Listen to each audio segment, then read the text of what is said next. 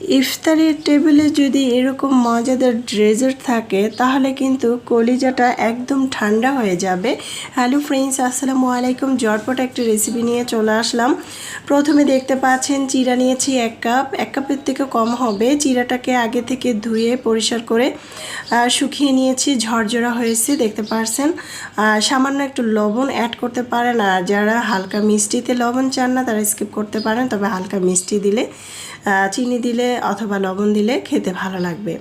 তো এটার উপরে কিছুটা ফ্রুট মানে কিছু ফল দিয়ে দিচ্ছি, দেখতে পাচ্ছেন। আপনাদের পছন্দ অনুযায়ী আপনারা এখানে ফল অ্যাড করতে পারেন।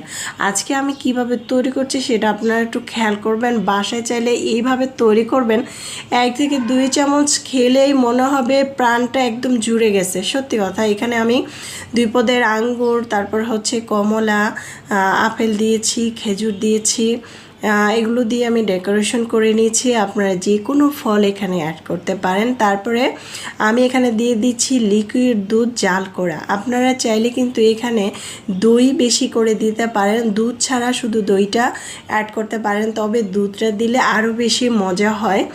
এখন দিয়ে দিব হচ্ছে মিষ্টি দই দিয়ে দিচ্ছি উপর থেকে। মিষ্টি দই আমি 1 কাপের মতো দিব। 1 কাপের মতো মিষ্টি দইটা উপর থেকে ছড়িয়ে দিচ্ছি, দিয়ে খুব সুন্দরভাবে কিন্তু আমি রেডি করে নিচ্ছি। আর এটা হালকা ঠান্ডা করে নিতে পারেন ফ্রিজের মধ্যে।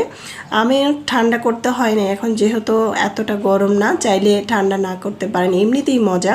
আর এখানে কিছু আরও উপর থেকে দিয়ে দিচ্ছি, কলা দিয়ে দিচ্ছি, স্ট্রবেরি দিয়ে দিচ্ছি, সামান্য একটু চিনি দিয়ে দিচ্ছি উপর থেকে ছিটিয়ে। তারপরে হচ্ছে আমি পরিবেশন করে নিয়েছি। চাইলে এই মজাদার খাবারটা যদি আপনারা বাসায় কাউরে তৈরি করে দেন, বাচ্চা থেকে বড় সবাই চেটেপুটে খাবে। আর একদম সহজভাবে 2 থেকে 3 মিনিট লাগে এটা তৈরি করতে। চাইলে এভাবে ট্রাই করতে পারেন। আল্লাহ হাফেজ।